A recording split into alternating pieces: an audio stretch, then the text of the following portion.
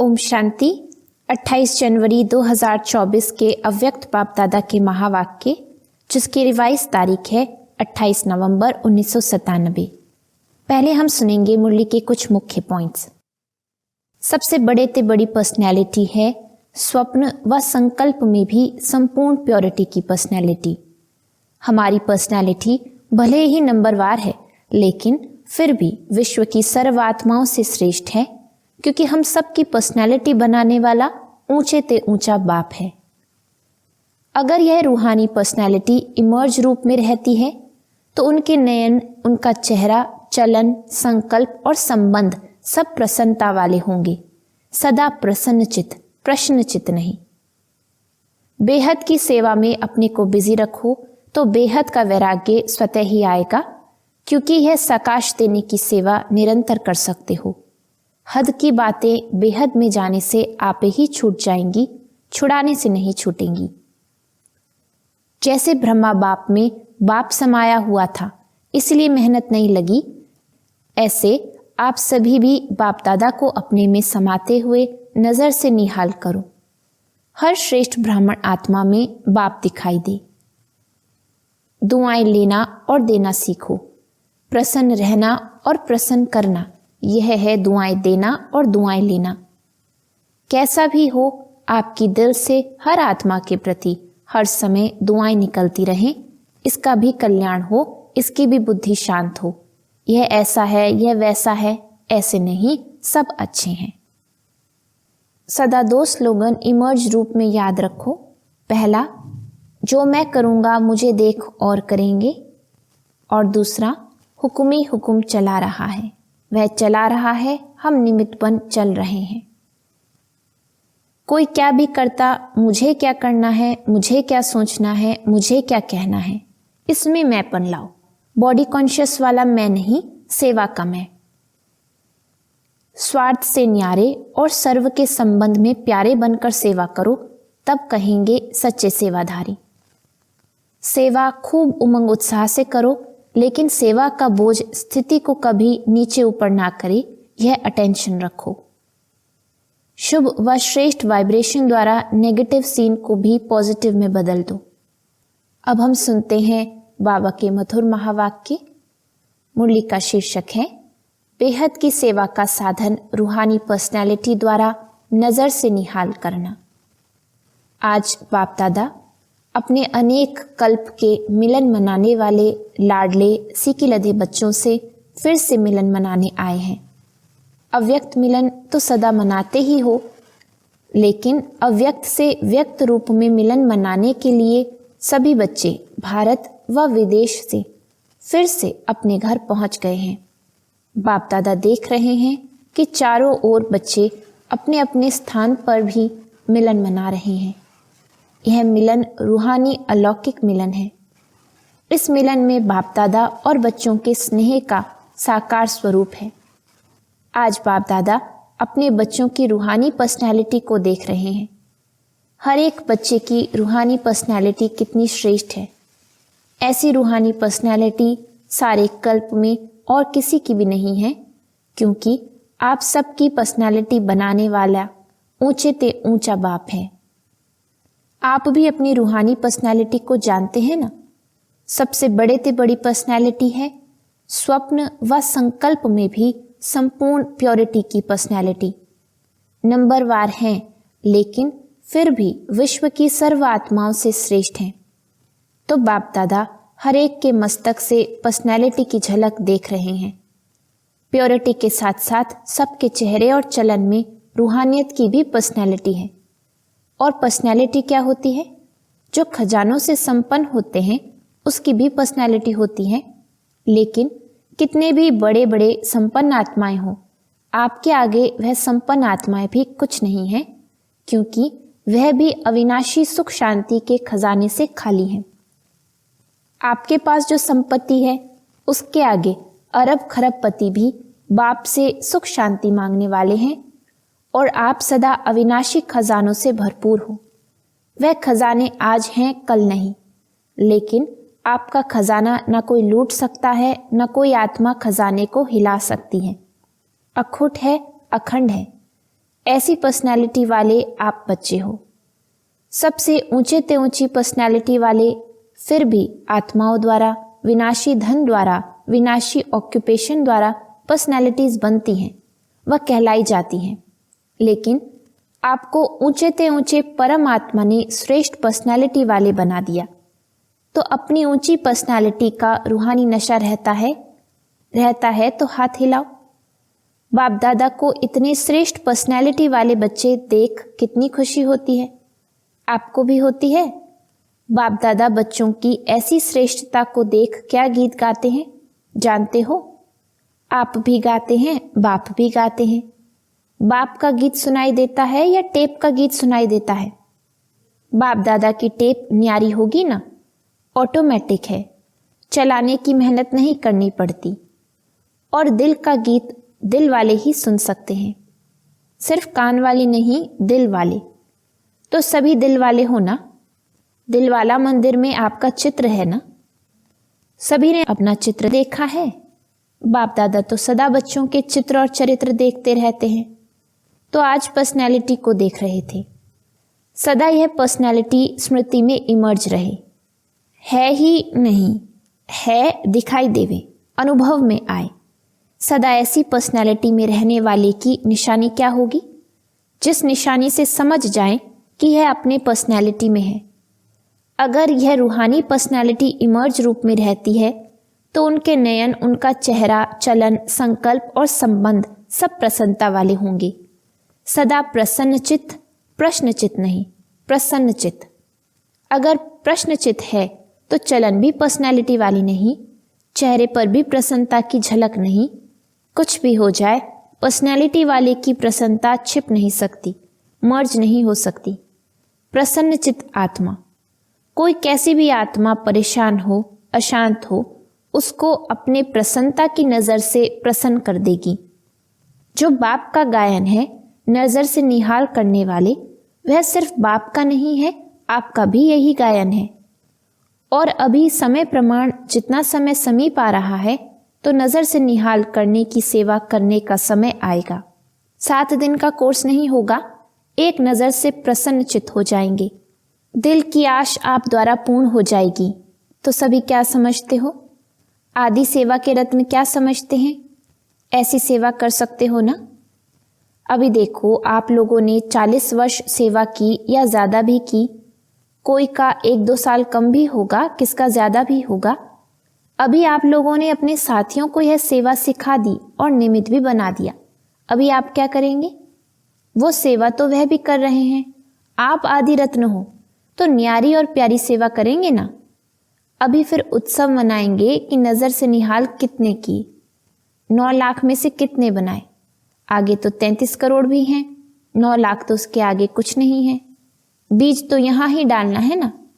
तो देखेंगे कि आदि सेवा के रत्न अब और क्या कमाल दिखाते हैं। यह कमाल तो दिखाई, सेवा केंद्र बनाए, अच्छे अच्छे प्रोग्राम किए, उसकी तो पदम गुणा मुबारक है। 2 प्रकार के बच्चे हैं। जो पहले वाले हैं वह हैं स्थापना के निमित्त बच्चे, और आप लोग हो विशेष सेवा के आदि के बच्चे।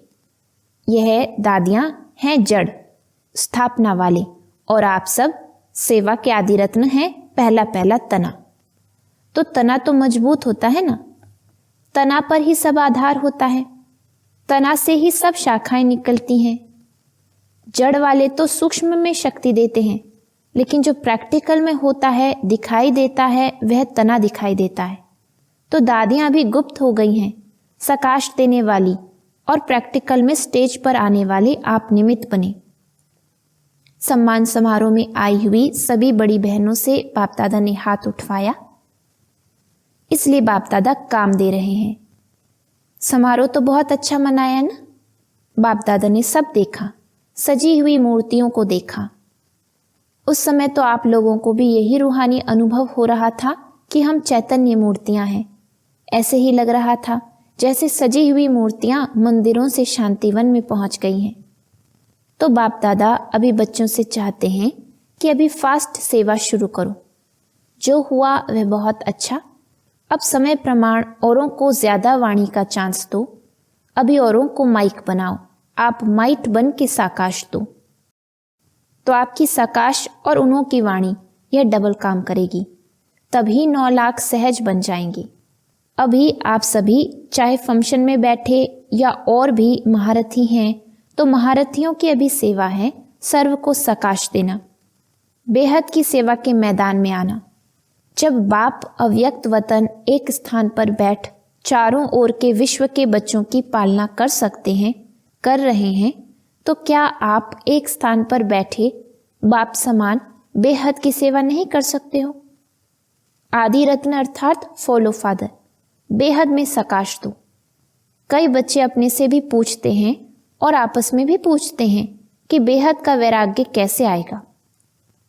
दिखाई तो देता नहीं है, लेकिन बेहद की सेवा में अपने को बिजी रखो तो बेहद का वैराग्य स्वतः ही आएगा, क्योंकि यह सकाश देने की सेवा निरंतर कर सकते हो। इसमें तबीयत की बात, समय की बात, यह सहज हो जाती है। दिन रात इस बेहद की सेवा में लग सकते हो। जैसे ब्रह्मा बाप को देखा, रात को भी कैसे आंख खुली और बेहद की सकाश देने की सेवा होती रही, तो यह बेहद की सेवा इतना बिजी कर देगी जो बेहद का वैराग्य स्वतः ही दिल से आएगा, प्रोग्राम से नहीं। यह करें, यह प्लान तो बनाते हो, लेकिन बिजी बेहद की सेवा में रहना यह सबसे सहज साधन है, क्योंकि जब बेहद को सकाश देंगे तो नज़दीक वाले तो ऑटोमेटिक सकाश लेते रहेंगे। इस बेहद की सकाश देने से वायुमंडल ऑटोमेटिक बनेगा। अभी यह नहीं सोचो कि इतने सेंटर के जिम्मेवार हैं, वह जोन के जिम्मेवार हैं। आप सभी को स्टेट के राजा बनना है या विश्व का? क्या बनना है? विश्व का ना। आदि रत्न हो तो विश्व को सकाश देने वाले बनो। अगर 20 सेंटर, 30 सेंटर या 200-250 सेंटर या जोन यह बुद्धि में रहेगा तो यह भी तना का काम नहीं है। यह तो टालटालियां भी कर सकती हैं। आप तो तना हो, तना से सबको सकाश पहुंचती हैं। आप सभी भी यह सोचते हो कि बेहद का वैराग्य आना चाहिए, यह तो बहुत अच्छा है, अभी विनाश हो जाए। लेकिन 9 लाख ही तैयार नहीं किए तो सत्युग के आदि में आने वाली संख्या ही तैयार नहीं है और विनाश हो गया तो कौन आएगा? क्या 2-3 हजार पर राज्य करेंगे? 4-5 लाख पर राज्य करेंगे? इसलिए अब बेहद की सेवा का पाठ आरंभ करो। पांडव क्या समझते हैं? बेहद की सेवा करेंगे ना? पांडव तैयार हैं? अभी यह हद की बातें बेहद में जाने से आप ही छूट जाएंगी, छुड़ाने से नहीं छूटेंगी। बेहद की सकाश से परिवर्तन होना फास्ट सेवा का रिजल्ट है। बाप दादा जानते हैं कि नाजुक परिस्थितियों में निमित्त बनी आत्माओं ने सेवा का प्रत्यक्ष प्रमाण दिया है, लेकिन आप सभी का फाउंडेशन व सेकंड का परिवर्तन का मूल अनुभव यही है कि ब्रह्मा बाप को देखा और ब्राह्मण बन गए, सेवा का वरदान मिला और सेवा में लग गए। बाप दादा ने सभी के अनुभव भी सुने, अच्छे अनुभव सुनाए। तो जैसे आप लोगों का अनुभव है, ब्रह्मा बाप को देखा और सोचना भी नहीं पड़ा, सहन करने का भी अनुभव नहीं हुआ कि सहन कर रहे हैं, बड़ी बात नहीं लगी। ऐसे अभी हर श्रेष्ठ ब्राह्मण आत्मा को देखें और आत्मा में, ब्राह्मण में ब्रह्मा बाप दिखें। यह है सेवा का फास्ट साधन। क्या ब्रह्मा बाप ने आपको कोर्स कराया? कोर्स तो पीछे किया, लेकिन देखा और हो गए। तो जैसे ब्रह्मा बाप में बाप समाया हुआ था इसलिए मेहनत नहीं लगी, ऐसे आप सभी भी बाप दादा को अपने में समाते हुए नजर से निहाल करो। जो आप सबका अनुभव है, अनुभवी हो, देखा और फिदा हो गए। जैसे अभी सोचते हैं, ट्रेनिंग लेते हैं, फिर ट्रायल पर आते हैं, फिर कोई चला जाता है, कोई रहता है। इतनी मेहनत आपने ली, ट्रेनिंग की क्या, ट्रायल पर रहे क्या, बस आए और खो गए। ऐसी सेवा जब एक ब्रह्मा बाप ने की तो आप इतने ब्राह्मण आत्माएं नहीं कर सकते हो क्या? आपकी पर्सनैलिटी अपना बना दे। ब्रह्मा बाप की भी पर्सनैलिटी थी ना, चाहे सूरत की चाहे सीरत की, लेकिन पर्सनैलिटी थी तब आकर्षित हुए। तो फॉलो फादर। जब बाप ने आपको आदि में निमित्त बनाया तो जो आदि के हैं, सेवा के निमित्त व स्थापना के फाउंडेशन, उनको अंत तक सेवा में रहना ही है। तबीयत के कारण शरीर से चक्कर नहीं लगा सकते, लेकिन मन से तो लगा सकते हो, उसमें तो खर्चा भी नहीं। वीज़ा लेने की भी जरूरत नहीं, भाग दौड़ की भी जरूरत नहीं, लेटे लेटे भी कर सकते हो। क्या समझते हो? अब ऐसा कोई प्लान बनाओ, नया पाठ शुरू करो। अभी एक फंक्शन तो मना लिया ना, जो सेवा की उसका प्रत्यक्ष फल मिल गया। अभी नई सेवा करो। अच्छा, बाप दादा सिर्फ सामने वालों को नहीं कह रहे हैं, सभी बच्चों को कह रहे हैं। विदेश में भी जो सुन रहे हैं उन्हों को भी कह रहे हैं। जहां भी सुन रहे हैं, चाहे शांतिवन में सुन रहे हैं, चाहे ऊपर पांडव भवन में, चाहे विदेश में, जहां भी हैं वहां बाप दादा सभी के लिए कह रहे हैं, अभी बेहद के सेवाधारी बनो, समय बेहद की सेवा में लगाओ।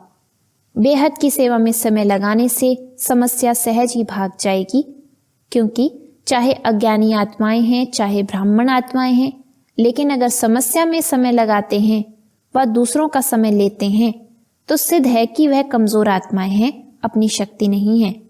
जिसको शक्ति नहीं हो, पांव लंगड़ा हो और उसको आप कहो दौड़ लगाओ, तो लगाएगा या गिरेगा? तो समस्या के वश आत्माएं चाहे ब्राह्मण भी हैं लेकिन कमजोर हैं, शक्ति नहीं है, तो वह कहाँ से शक्ति लाएं? बाप से डायरेक्ट शक्ति ले नहीं सकता क्योंकि कमजोर आत्मा है। तो क्या करेंगी? कमजोर आत्मा को दूसरे कोई का ब्लड देकर ताकत में लाते हैं, कोई शक्तिशाली इंजेक्शन देकर ताकत में लाते हैं। तो आप सब में शक्तियां हैं, तो शक्ति का सहयोग दो, गुण का सहयोग दो। उन्हों में है ही नहीं, अपना दो। पहले भी कहा ना, दाता बनो। वह असमर्थ हैं, उन्हों को समर्थी दो। गुण और शक्ति का सहयोग देने से आपको दुआएं मिलेंगी, और दुआएं लिफ्ट से भी तेज रॉकेट हैं। आपको पुरुषार्थ में समय भी देना नहीं पड़ेगा, दुआओं के रॉकेट से उड़ते जाएंगे। पुरुषार्थ की मेहनत के बजाय संगम के प्रारब्ध का अनुभव करेंगे। दुआएं लेना वह सीखो और सिखाओ। अपना नेचुरल अटेंशन और दुआएं। अटेंशन में टेंशन मिक्स नहीं होना चाहिए, नेचुरल हो। नॉलेज का दर्पण सदा सामने है ही, उसमें स्वतः सहज अपना चित्र दिखाई देता ही रहेगा। इसलिए कहा कि पर्सनैलिटी की निशानी है प्रसन्न चित्त। यह क्यों, क्या, कैसे, यह के की भाषा समाप्त। दुआएं लेना और देना सीखो, प्रसन्न रहना और प्रसन्न करना। यह है दुआएं देना और दुआएं लेना। कैसा भी हो, आपकी दिल से हर आत्मा के प्रति हर समय दुआएं निकलती रहें। इसका भी कल्याण हो, इसकी भी बुद्धि शांत हो, यह ऐसा, यह वैसा, ऐसा नहीं, सब अच्छा। यह हो सकता है। दुआएं देने आती हैं, लेने तो आती हैं, देने भी आती हैं। देंगे नहीं तो लेंगे कैसे? दो और लो। यह करे नहीं, मैं करूं। ब्रह्मा बाप का सदा स्लोगन रहा। ब्रह्मा बाप बार बार याद दिलाते रहे, जो कर्म मैं करूंगा मुझे देख और करेंगे। जब दूसरे करेंगे तब मैं करूंगा, यह स्लोगन नहीं। जो मैं करूंगा मुझे देख और करेंगे। नहीं तो स्लोगन चेंज कर दो। और जगदम्बा माँ का विशेष स्लोगन रहा, हुक्म ही हुक्म चला रहा है। वह चला रहा है, हम निमित्त बन चल रहे हैं। तो दोनों स्लोगन सदा याद रखो। इमर्ज है ही, सुना है, याद तो रहता है नहीं, कर्म में दिखाई दे। तो क्या करेंगे? दुआएं लेंगे, दुआएं देंगे कि ग्लानि करेंगे, फील करेंगे यह ऐसा, यह वैसा नहीं। उसको दुआएं दो। कमजोर है, वशीभूत है। भाषा और संकल्प बदली करो। यह संकल्प मात्र भी ना हो कि यह बदले नहीं, मैं बदलूं। और बातों में तो मैं का आता है, लेकिन जिस बात में मैं आना चाहिए उसमें और करे तो करे। यह क्या? अच्छा काम होगा तो कहेंगे मैं, और ऐसा कोई काम होगा तो कहेंगे इसने किया, इसने कहा। उल्टा हो गया ना। कोई क्या भी करता है, मुझे क्या करना है, मुझे क्या सोचना है, मुझे क्या कहना है, इसमें मैंपन लाओ। बॉडी कॉन्शियस वाला मैं नहीं, सेवा का मैं। तो ऐसे ही श्रेष्ठ वाइब्रेशन फैलाओ। अभी वाणी कम काम करती है, दिल का सहयोग, दिल के वाइब्रेशन बहुत जल्दी काम कर सकते हैं। अच्छा, अभी 1 मिनट में सभी अपने साइलेंस की शक्ति इमर्ज करो। एकदम साइलेंस मन से, तन से इमर्ज करो। बाप दादा ने डेड साइलेंस की ड्रिल करवाई।